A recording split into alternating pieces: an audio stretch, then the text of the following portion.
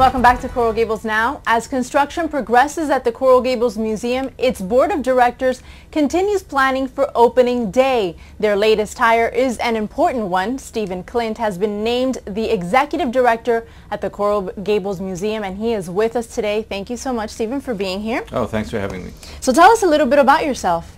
I've been working in museums ever since college. I started at the University of Iowa when they built a brand new art museum, and got a degree in photography, and but the jobs were in museums, and so I've been right out of graduate school. I was the director of the Galesburg Civic Arts Center in Galesburg, Illinois, and have been worked in all kinds of museums ever since. What attracted you to museums?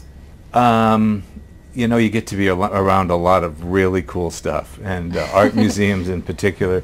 You know, I'll never get to meet Pablo Picasso, but I have handled dozens of his paintings, and you know, my mentor said, when you're in front of a painting, a great painting, it's like being with a great man, that you're with that person, and I've never forgotten that. So when I handle objects, it's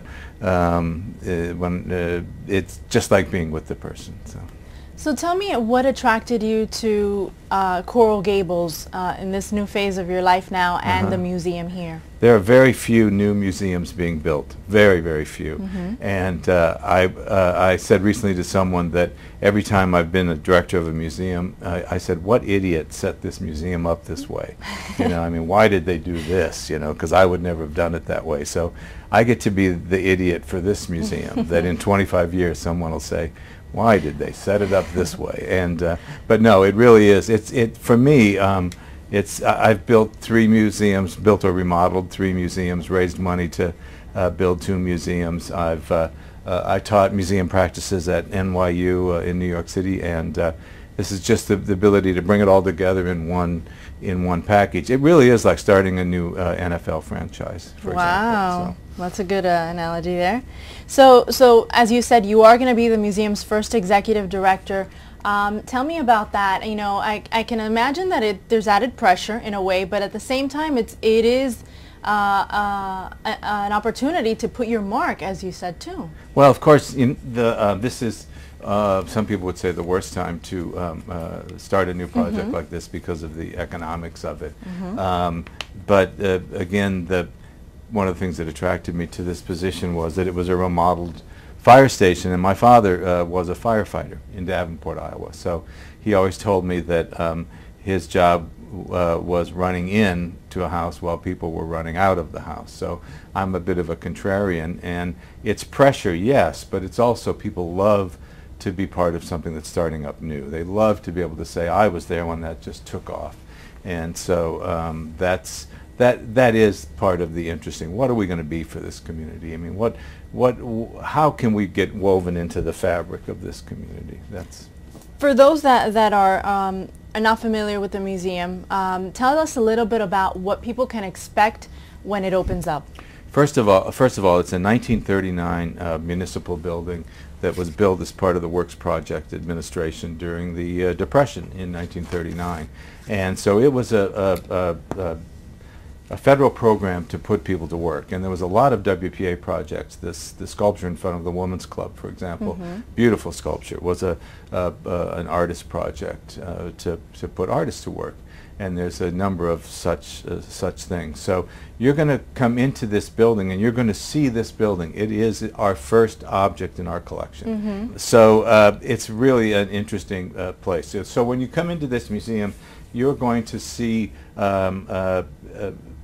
a discussion of what it means to be from Coral Gables, what it has meant in the past, what Coral Gables means to people, what it means to people now, and what will it mean in the future. We're going to have a lot of emphasis on historic and natural preservation. So not only just preserving this building, we're going to talk about preserving the natural environment. You know, we're going to be a green building. It's a LEED certified green building, which will be the first historic renovation in the country that is a LEED certified building. So when people come, they should learn about that. And one thing that we've done in the past, well, I've done in the past, is have people take things from museums home. We used to teach school kids when I was with the Museum of the City of New York to go home and write labels for their house as if it was 100 years from now. Because we had period rooms at the Museum of the City of New York. We had the Astors living room, for example, with labels saying what this was and what that was.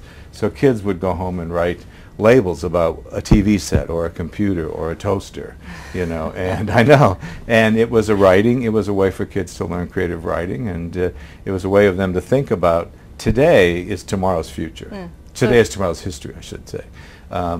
So learning, we're learning about things people did just in their everyday life. You know, they just designed buildings, they built them, they lived in them, and made Coral Gables what it is.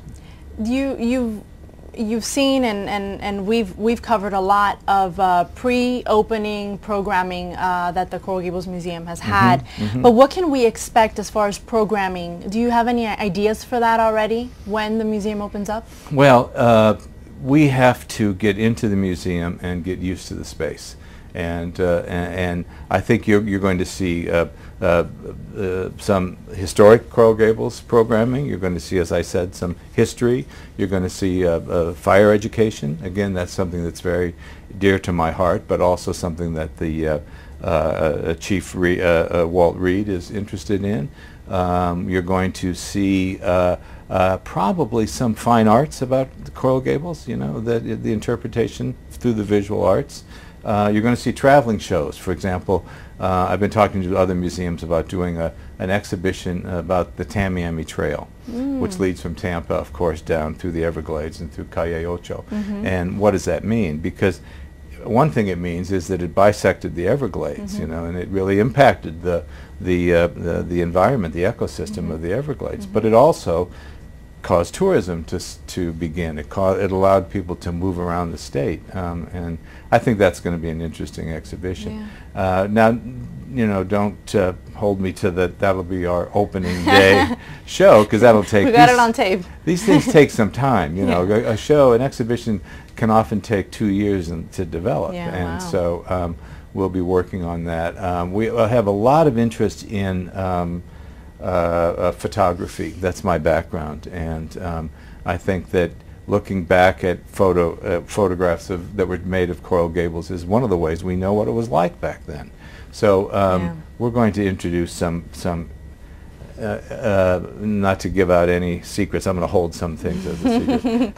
We're going to do some things where people can get photographs to us that they take right now, and we'll get them into archives, and probably electronically digital archives, because everybody's got one on their phone. Yes, everyone does. Well, Stephen, thank you so much. Some very interesting ideas. Thanks. It sounds very fun. Oh, yeah. And it really a way to get the community involved and really instill that civic pride that everyone wants in their community. I agree. So thank you so much. You're welcome. And the Coral Gables Museum should be complete by the end of 2010, and you can stay informed on the progress of construction and the museum's pre-opening events by just going to the museum's website, that is coralgablesmuseum.org. So to come on Coral Gables Now. Can you see these little black dots? Well, I can't either, but these can actually help you recover your lost or stolen goods. Find out more about data dots when Coral Gables Now returns. And the library is also going green. We'll show you what's different.